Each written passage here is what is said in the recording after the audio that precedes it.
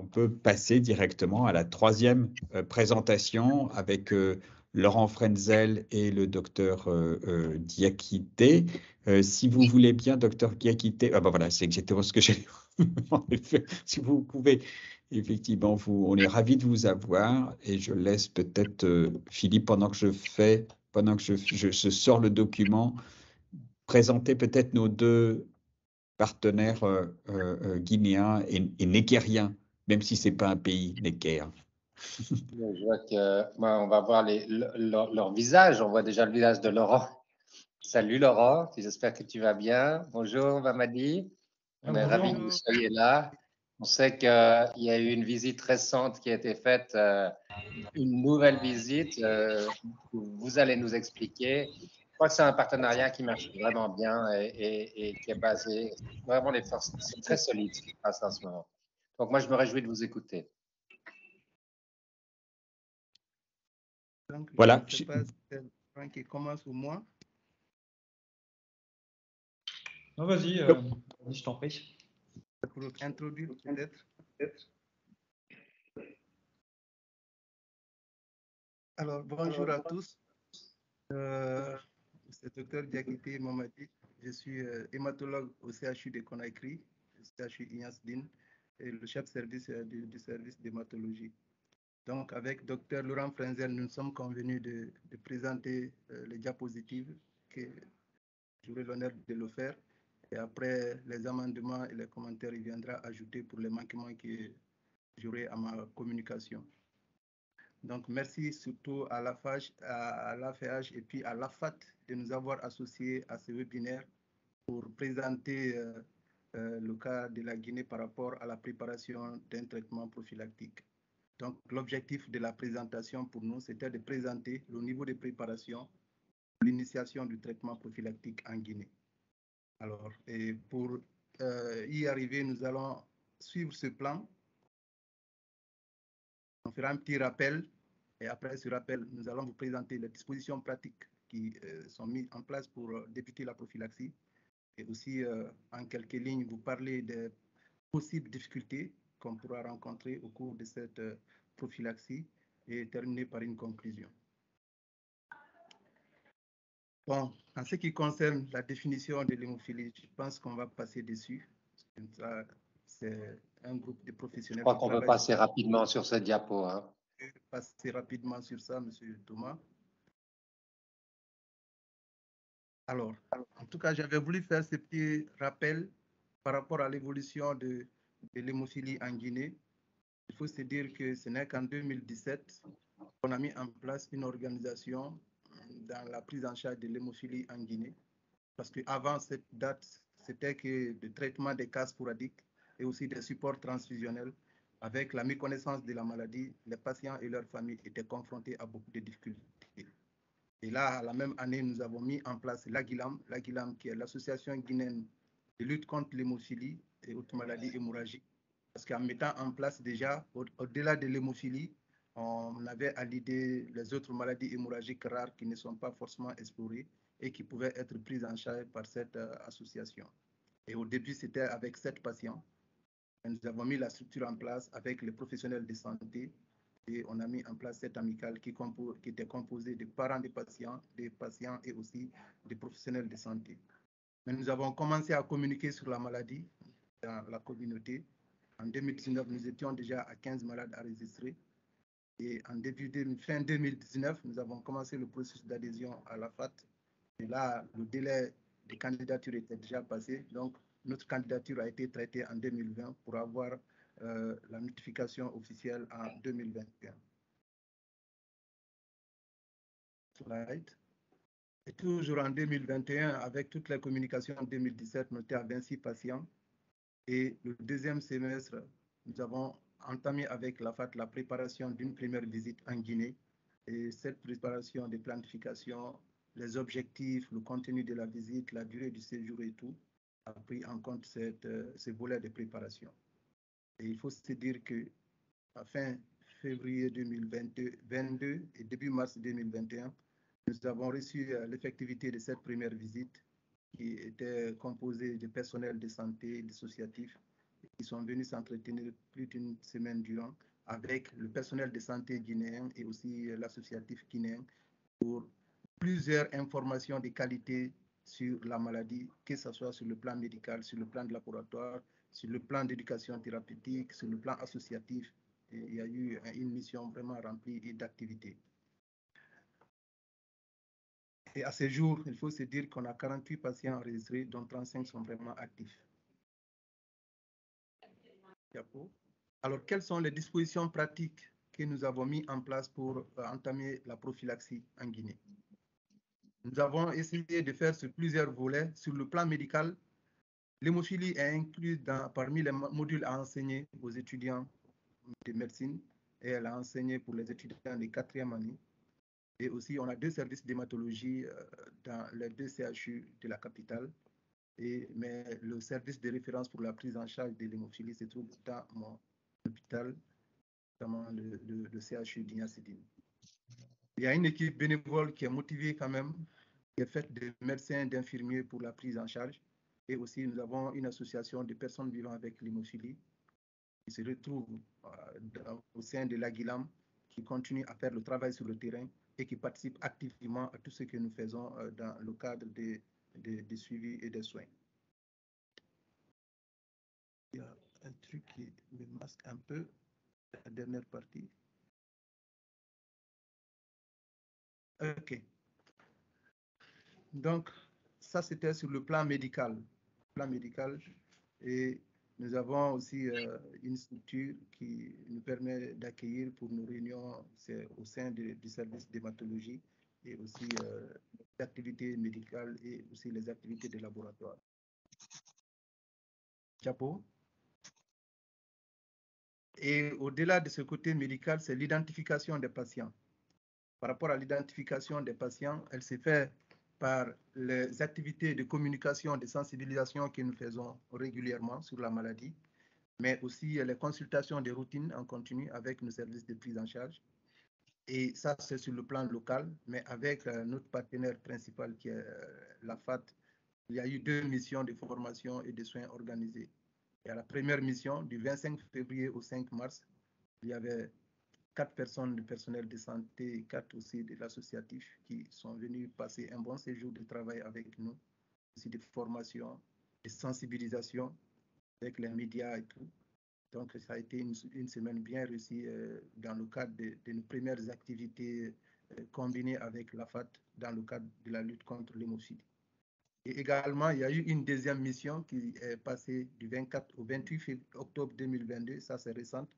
Et cette mission avait pour objectif de venir travailler sur nous pour voir, après la première mission, qu'est-ce que nous avons gardé comme notion, qu'est-ce que nous faisons sur place, comment renforcer ces différentes activités. Et ça aussi dans le cadre médical, avec des consultations, dans le cadre de la kiné, dans le cadre du laboratoire, mais aussi de l'éducation thérapeutique. Donc, ça a été aussi une semaine bien remplie par rapport pour les patients et pour le personnel de santé.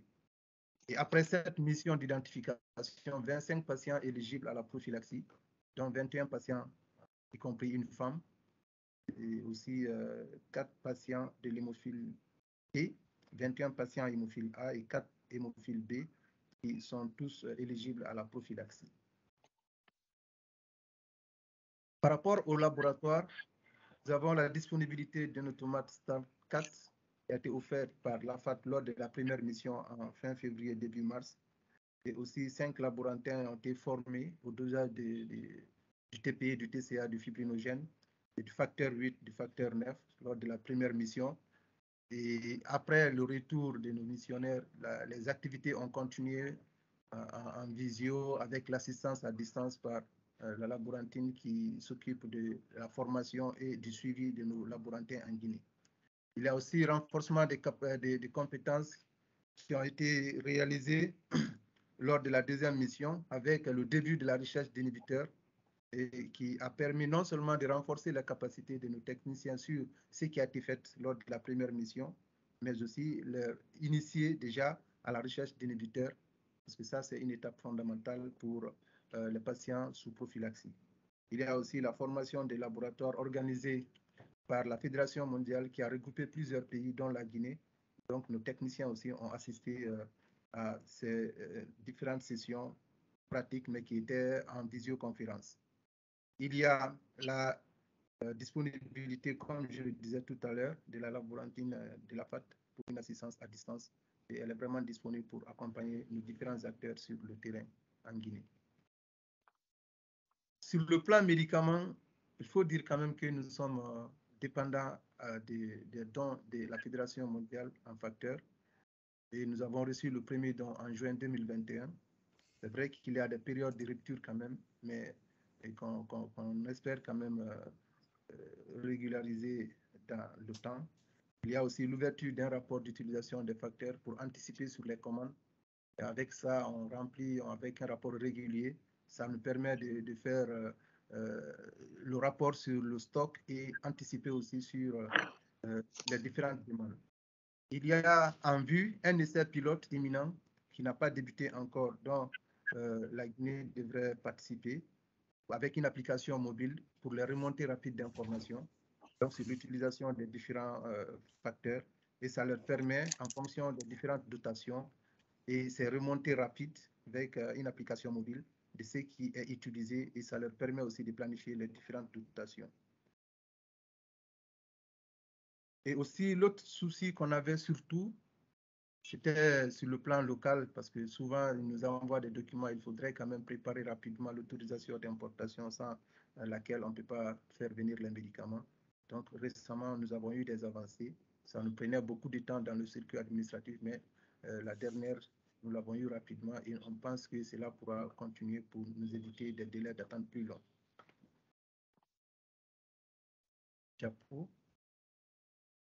Mais toutes ces activités sur le plan médical, sur le plan labo, il faut aussi une éducation thérapeutique parce que s'il faut de la prophylaxie, les patients ne pourront pas venir à l'hôpital tous les jours, 2 ou 3 fois par semaine pour faire leur injection. Donc, nous avons essayé avec la FAT lors de la dernière mission de commencer une bonne mission, une bonne activité d'éducation thérapeutique qui a été formée par une infirmière bien expérimentée qui a su travailler avec les infirmières, avec aussi les patients, les parents des patients, et avec des résultats vraiment qu'on n'espérait pas avoir en une semaine d'activité, mais elle a été vraiment là avec une bonne main de touche pour arriver à cela. Et tous les grands patients ont été formés à l'auto-injection et aussi 35 familles, c'est-à-dire les parents qui ont été formés aussi et éduqués par rapport à l'auto-injection ou bien à l'injection de leurs enfants. Et tous ont été formés à la préparation, conservation des produits. C'est une étape aussi parce que s'ils doivent avoir les produits avec eux à la maison, il faudrait savoir comment essayer de les conserver, comment essayer de préparer pour l'injection. Il y a aussi des groupes d'appui après leur départ.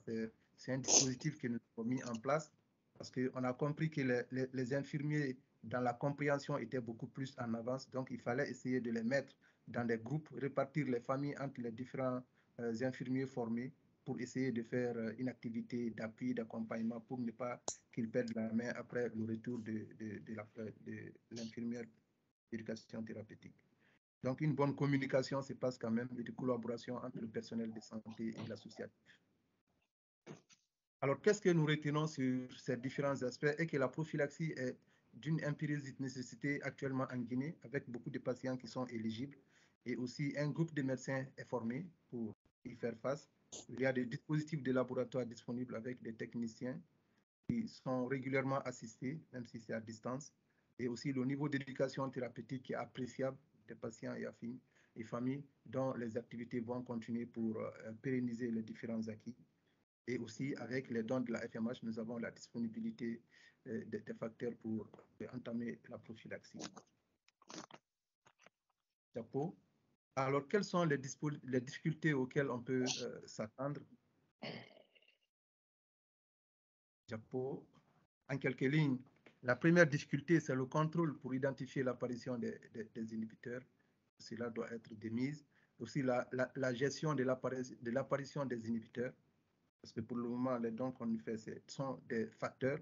Et aussi, si les inhibiteurs apparaissent, on ne sait pas quelles seront la gestion. C'est pas encore abordé. les ruptures de facteurs qui ne sont pas à écarter, parce que ça nous est arrivé par le passé. On espère que cela ne nous arrive pas dans le futur, mais on n'a pas de certitude formelle pour ne pas y arriver. Il y a aussi difficulté d'acheminement pour les patients qui sont en région, parce que certains de nos patients ne sont pas à Conakry, alors que tout le dispositif mis en place actuellement se trouve à Conakry. Donc, on aura des difficultés pour acheminer des facteurs pour ceux qui sont en région, bien qu'on est en train de réfléchir sur comment y remédier. Mais aussi la motivation et le maintien du personnel, parce qu'il faut le dire que la plupart de ces personnes qui participent activement dans la prise en charge de ces patients sont des bénévoles. Donc, leur motivation et leur maintien, ça sera aussi des difficultés qui peuvent arriver, bien qu'on n'en a pas pour le moment, mais c'est des éventualités qu'il faudrait se poser. Donc, pour conclure, il faut se dire que l'hémophilie est en Guinée. Beaucoup de familles souffrent de la maladie. La plupart sont nécessiteuses de la prophylaxie. Donc, avec une action concertée, on pourra y bien arriver. Action concertée avec les praticiens de Guinée, mais aussi nos partenaires, surtout le partenaire principal qui est la FMH, leur assistance. Je pense qu'on pourra avoir des soins efficaces et efficients, une formation des patients et du personnel, mais aussi l'autre chose qui pourrait être intéressante, peut-être, c'est de la recherche clinique et de l'innovation pour essayer d'avoir une vue et puis une bonne gestion de tous ces patients. Donc, si moi, je prends la parole, c'est jusqu'à ce niveau et Dr Frenzel va essayer de compléter les manquements. Merci. OK. OK, bye. Merci beaucoup, docteur Diakité. Je ne sais pas si Laurent Frenzel, vous voulez rajouter quelque chose, puisqu'il y a un point sur de la présentation. De ma visite, parfait. Pas grand-chose en tout cas à ajouter. C'est vraiment la démarche pour la mise en place d'une prophylaxie, elle était très claire. Maintenant, je ne sais pas si vous voulez peut-être plutôt aborder des questions ou si un peu pour compléter comme vous voulez. Par rapport à ça. Mais c'est vrai que les deux missions qu'on a eues sont vraiment complémentaires pour justement bien effectivement mettre les premiers éléments pour la mise en place de cette prophylaxie. C'est vrai que la première mission, c'était plus pour identifier les patients d'un point de vue médical. Avec Philippe, c'est vrai qu'on en avait vu tous les patients. On fait systématiquement une évaluation articulaire chez tous les patients avec l'échographie. Et puis surtout, la possibilité de doser les facteurs 8 et les facteurs 9, qui était indispensable, bien entendu, pour savoir de quel type d'hémophilie il s'agissait, et de pouvoir commander les facteurs en fonction. Et la deuxième mission, donc j'ai revu tous les patients. D'autres patients sont arrivés entre-temps parce que tout ce qui était effectivement les moyens de communication mis en place au départ par la FAT, on payait quelque part, puisqu'il y a des patients qui sont venus. On m'a dit aussi d'aller effectivement dans certains centres en dehors de Conakry pour justement un peu sensibiliser. On sait la difficulté, notamment dans les villes qui sont un petit peu loin de la capitale pour justement parler de l'hémophilie. Et donc ça, c'est pas si simple que ça. Donc j'ai vu en l'espace de 6 mois, malheureusement, des évolutions sur le plan articulaire, notamment à l'échographie, ce qui montre bien l'importance, bien sûr, de la mise en place très rapidement de la prophylaxie pour limiter les problèmes articulaires. On a pu, lors de cette deuxième mission, faire des synoviortèses chimiques. On avait des infiltrations pour limiter cette atteinte. On a fait plus d'une quinzaine, donc avec un effet immédiat assez probant chez la majorité des personnes qui ont pu bénéficier de l'infiltration. Et puis sur le plan biologique, c'est vrai que la première mission, lors de la première semaine, bien sûr, a formé correctement, mais c'est vrai que et la deuxième mission, ça a permis effectivement de concrétiser, et surtout, parce que souvent la question de la prophylaxie, ça va être de détecter les inhibiteurs. Et une des missions au niveau biologique de cette deuxième mission, c'était de proposer des techniques pour justement dépister les inhibiteurs qui vont être également indispensables à partir du moment où on va discuter de la prophylaxie. Et comme l'a très bien aussi dit Mamadi, une prophylaxie ne peut se faire qu'à partir du moment où les traitements peuvent être administrés au domicile, parce qu'ils ne peuvent pas. Il y a des patients qui habitent, mais comme partout, qui habitent loin, qui vont mettre 1-2 journées pour venir à l'hôpital. Ça, c'est pas compatible, bien sûr, avec une prophylaxie. Et là, le rôle de notre infirmière, Malika, sur l'ETP était indispensable. Et c'est vrai qu'on a été même surpris de l'adhérence et c'est vraiment impressionnant. Les patients, les familles des patients, les infirmières, bien sûr, toute l'équipe médicale, sur ce programme-là, on a été vraiment surpris de la rapidité, en tout cas, de l'apprentissage. Bien entendu, qu'on revienne pour effectivement vérifier les acquis. Puis voilà, ça c'est normal, mais c'était vraiment impressionnant et ça vraiment encourageant pour justement se dire que voilà, cette prophylaxie doit être mise en place. Et en Guinée, en tout cas, là, ce qu'on a pu voir, il y a tout ce qu'il faut pour qu'elle soit effectivement bien continuée dans de bonnes conditions. Merci à vous deux. Je vais devoir vous quitter prochainement et je laisserai conclure à Thomas. Ce que je voulais dire quand même pour quelqu'un d'un certain âge comme moi, c'est que c'est extraordinaire la vitesse à laquelle, à partir du moment où il n'y avait rien pratiquement en 2017 en Guinée, on parle prophylaxie 5 ans après. On a mis en Europe et dans le monde entier des décennies avant d'arriver à la prophylaxie en hémophilie, mais des décennies. Et là, on est en train d'avoir une accélération dans le temps. Donc, si vous êtes découragé par certains moments, je dis ça pour tous nos amis africains qui sont là et qui écoutent et qui participent au webinaire, ne soyez pas découragés parce qu'en fait, il y a une accélération qui se passe.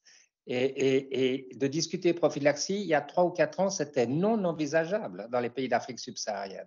Et maintenant, vous êtes en train de vous poser les questions, comment est-ce qu'on va faire pour le mieux, pour être sûr que l'approvisionnement continue, que les détections d'inhibiteurs se fassent, etc. Et puis, le mot hémicizumab va arriver très vite dans le vocabulaire parce que c'est évident que ça va éviter un certain nombre de choses et ça va permettre d'autres choses. Je voulais surtout vous féliciter, je pense à toutes vos équipes des deux côtés. Je pense du côté de Laurent, les physios qui étaient avec vous, les infirmières, à Dominique Lannes qui passe son temps dans le labo de manière incroyable.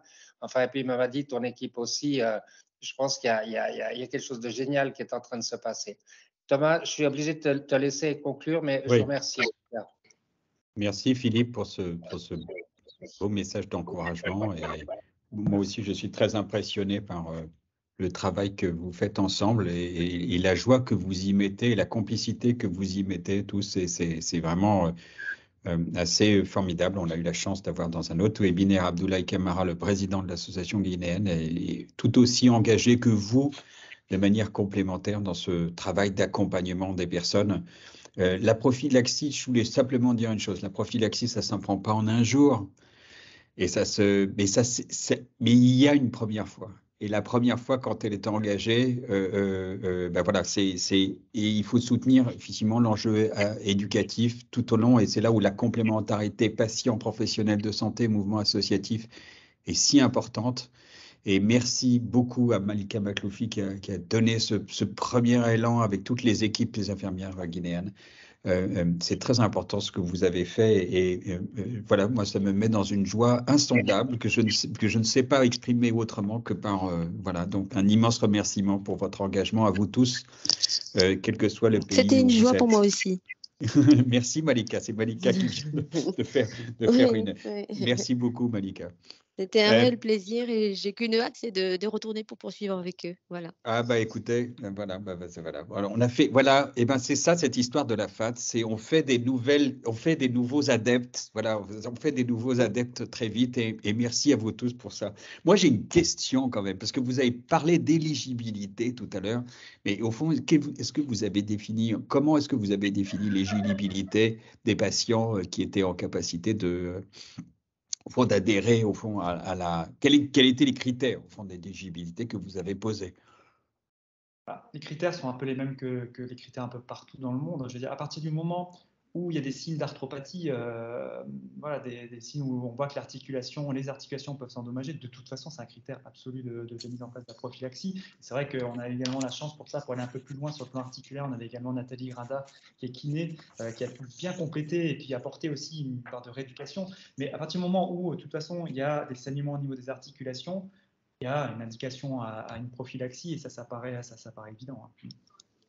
Vous avez parlé, docteur Diakité, tout à l'heure d'un élément, c'est la capacité au fond à suivre, à faire en sorte que vous ayez suffisamment de traitement pour évidemment éviter les ruptures de prophylaxie qui seraient un enjeu. Vous avez évoqué tout à l'heure, mais vous ne pouviez pas forcément le voir parce que c'était vrai que c'était un peu dissimulé, l'enjeu du registre de la Fédération mondiale de l'hémophilie et de l'enjeu de ce suivi. Qu'attendez-vous au fond du registre de la Fédération mondiale dans l'accompagnement, dans la mise en place de la prophylaxie? Quelle valeur ajoutée il a pour vous, ce registre de la Fédération mondiale dans la mise en place de cette prophylaxie en Guinée? Je me dirais qu'au fur et à mesure que les patients sont recensés avec les informations un peu complètes dans ce registre, ça permet à la fédération aussi de voir un peu comment est-ce que ces patients évoluent et ça peut être décisionnel pour eux et aussi agir aussi à temps.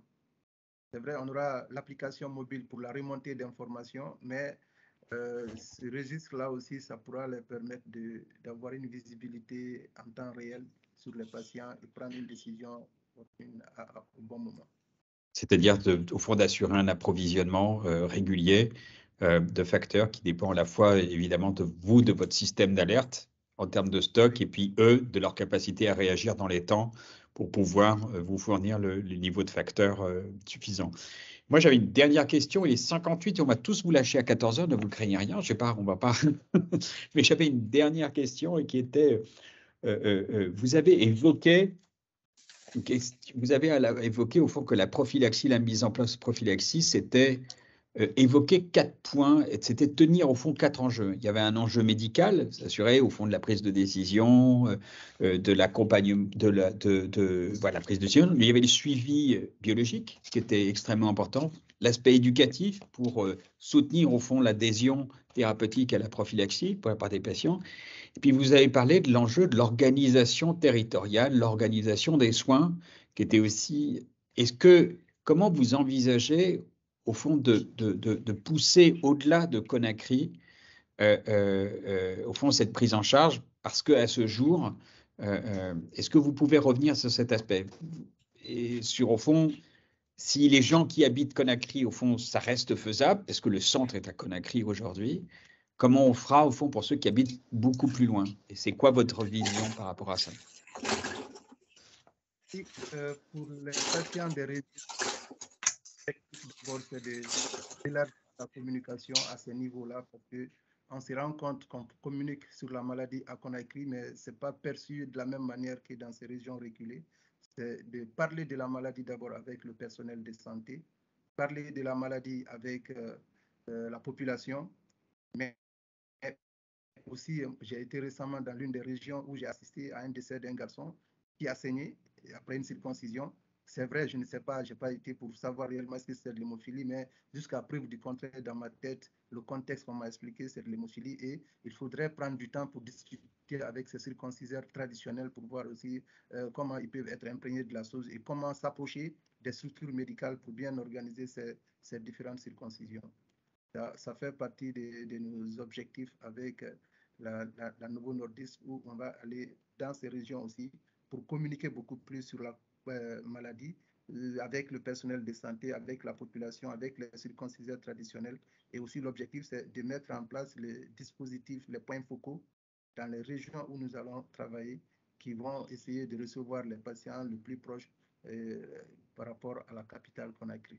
Ça sera, si on réussit à le faire, ça sera une avancée aussi pour ces différentes zones reculées. Bah écoutez, merci beaucoup. Et vous avez souligné la présence aussi en Guinée, puisque de la Novo Nordisk, un soutien de la part de la Novo Nordisk Hemophilia Foundation, et de dire que ce partenariat soit en collaboration avec la FAT, là aussi, et qu'il n'y aura pas de duplication, il n'y a pas de.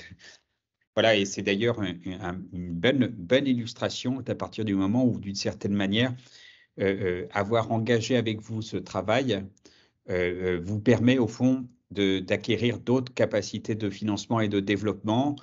On en espère une encore aussi importante pour vous, j'allais dire, avec l'Agence française du développement et le projet qu'on a. On croise les doigts très fort, et l'équipe de la FHI travaille beaucoup, et vous aussi. Voilà, mais c'est l'idée de pouvoir accompagner du mieux possible, et vous l'avez dit, au fond, de disperser l'information pour que les gens, au fond, viennent vers les centres spécialisés. Et merci pour votre engagement. Il est 14h01, j'ai donc pas respecté mon contrat, puisqu'il est au-delà de 14h. Merci au docteur Laurent Frenzel, au docteur Mamadi Diakité pour votre présentation. Et les gens d'ailleurs laissent un petit message. J'ai vu un petit message passer, voilà, qui dit que les présentations étaient très inspirantes. Eh ben, je suis bien d'accord avec vous.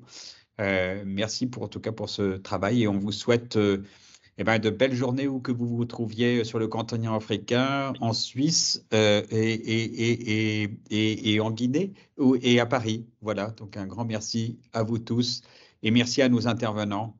C'était passionnant de vous suivre. Voilà, et à la prochaine fois pour le prochain pour le prochain webinaire de la FAT. Bonne journée à vous tous. Un grand merci. Au revoir. Au revoir. Bonne journée. Merci à vous et à la fête. Au revoir. Merci beaucoup.